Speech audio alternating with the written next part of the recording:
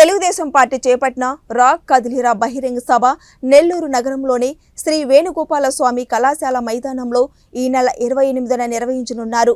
ఈ సందర్భంగా మాజీ మంత్రి సోమిరెడ్డి చంద్రమోహన్ రెడ్డి, టీడీపీ జాతీయ ప్రధాన కార్యదర్శి బేదా రవిచంద్ర, నెల్లూరు పార్లమెంటు టీడీపీ అధ్యక్షులు అబ్దుల్ అజీజ్, రూరల్ శాసనసభ్యులు కోటంరెడ్డి శ్రీధర్ రెడ్లు మైదానాన్ని పరిశీలించారు.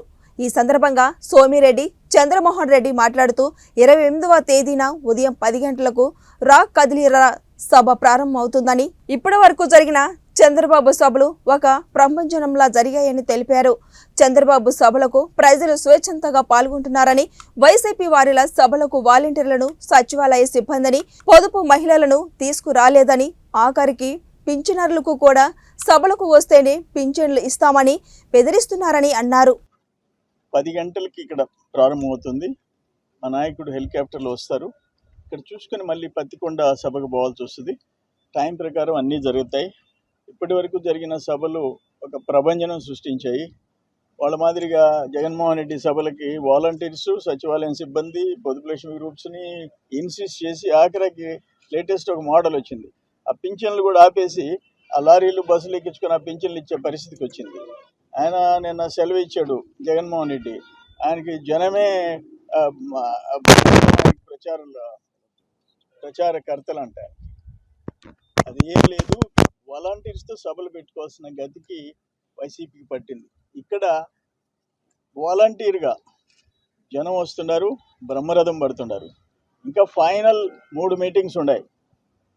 జాతీయ పార్టీ తెలుగుదేశం అధ్యక్షుడు చంద్రబాబు నాయుడు గారు, జనసేన అధ్యక్షుడు పవన్ కళ్యాణ్ గారు 3 మీటింగ్లు అడ్రస్ చేయబోతున్నారు. 1 ఉత్తరాంధ్ర, 2 మధ్యాంధ్ర, 3 రాయలసీమ ప్రాంతంలో.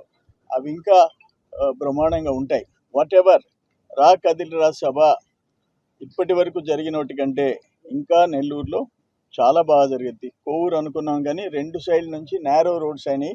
ఆ ట్రాఫిక్ జామ్ అవుద్దనే ఒక భయం వచ్చింది. అక్కడ ఎల్లాయిపాళెం సెంటర్లో పెట్టాలనుకుంటే ఆ రోడ్లు నేరో అవుతాయని చెప్పేసి ఫైనల్గా వేణుగోపాల స్వామి టెంపుల్ ల్యాండ్స్లో ఫైనలైజ్ చేశాం. 28వ తేదీ ఉదయం 10 గంటలకు సభ స్టార్ట్ అవుద్ది. ప్రజలందరూ వచ్చి ఆశీర్వదించాలని చెప్పేసి కోరుతాం. స్థితికి వచ్చేసారు.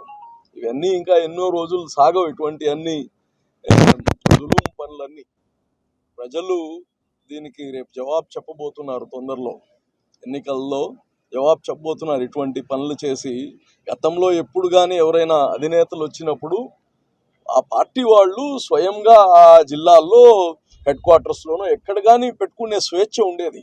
ఇప్పుడు అక్కడ కానీ మనుషులకు ఫోన్ చేసి, ఆ స్థలం వాళ్ళకి ఫోన్ చేసి బెదిరింపులు మంచి సాంప్రదాయం కాదు ఇది. సో ఏదేమున్నా నెల్లూరు జిల్లా ప్రజలకి, పార్లమెంట్ ప్రజలందరికీ కోరేది ఏంటంటే ఈ రా కదిలిరా అనేది మన బిడ్డల జీవితాలు మార్చడానికి. మీ అందరూ మమేకం, ప్రజలు మమేకం కాకపోతే ఏది సాధ్యం కాదు. ఈ రా కదిలిరా అనేది మా కార్యకర్తల కోసం కాదు, ఇది